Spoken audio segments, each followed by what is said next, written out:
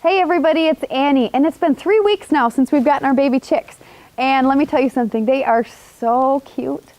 They're adorable, they're sweet, and they're messy.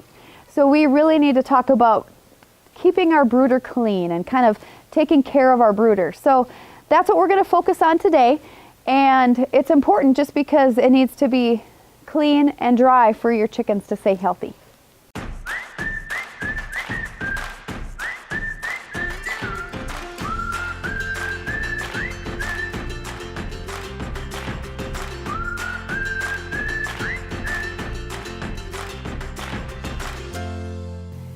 The first couple days of our chick's life, I actually went out to check on them like 5 or 6 times a day just because they're so little and they depend on us for everything. And so I just wanted to make sure that they were okay.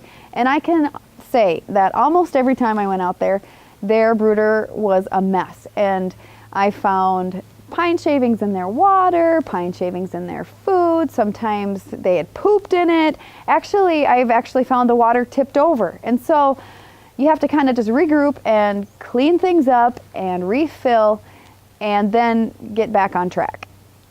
So I've refilled our feeder and now I'm gonna sprinkle First Peep on top of the food and also as well as around the feeder. It just really draws the chicks in, and First Peep is an awesome product that helps get your chicken's digestive system off to a great start, and it's so easy to use, and you just sprinkle it on your food and use it till the bag is gone. Honestly, you guys, I check my chickens twice a day now. They're old enough, we're 3 weeks in, but every time I go, their water's full of pine shavings and sometimes poop.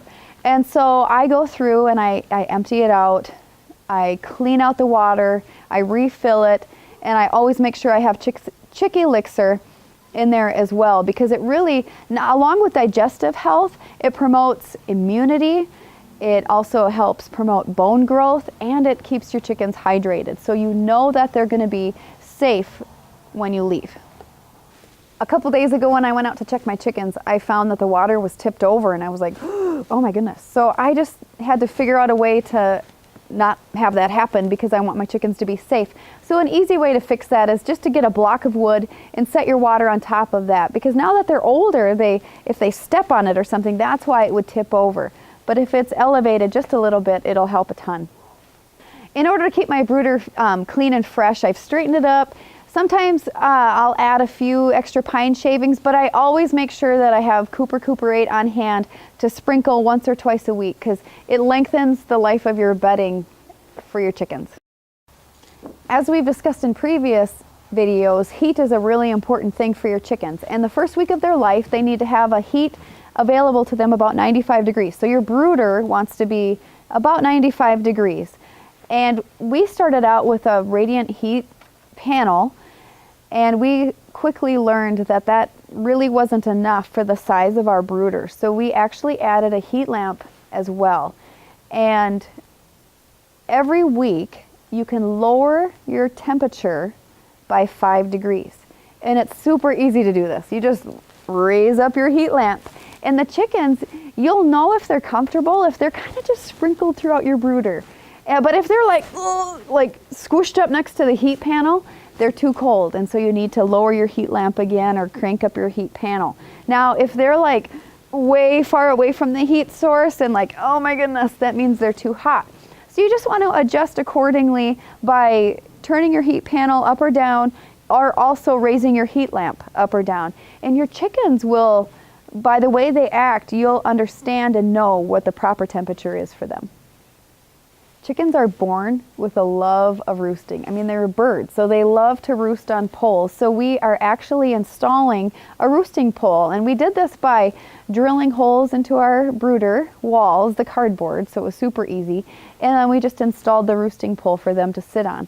Some other things we did was we threw I would find a stick in the yard, or maybe a pine cone or a leaf, because chickens love to scavenge and they love to seek out adventure. And so in order for them to not be bored, I just put different things in. I actually even put a little bird toy in the brooder for them to play with, and so they just had a blast with that. Also, by now, my chickens are starting to fly. Little baby chicks are excellent flyers, believe it or not. And so we need to install some hardware cloth over the top to make sure that they're not flying out of the brooder, because if they fly out, they're going to have a really hard time getting back in. So we want to put this hardware cloth over the top of it to make sure that they stay contained and they stay safe and they continue to grow healthy. So now for the fun part, we get to play with them. One of our favorite things to do is come out and play with them and talk to them. And I actually sing to my chickens. Don't tell people that, but they just love it. They love that interaction, and it's an awesome way to get to know their personalities as well as develop that friendship and that foundation of a relationship of trust with your chickens. And after you're done playing with your chickens, make sure you're careful that you and your family washes their hands with warm, soapy water. And that's my routine. I just always make sure that my chickens have fresh food and fresh water, and that their bedding is clean and freshened up with Coop Recuperate. And we just make sure we play with them so they have that interaction, so we can have that relationship as we go. Now, these chickens are not going to stay this size forever, so we need to think about, where are we going to put them? We need to have a coop ready. And I've done a lot of different research, but I'm excited because in the next video, I'm actually going to go tour some coops to try and figure out what might be the best fit for our family.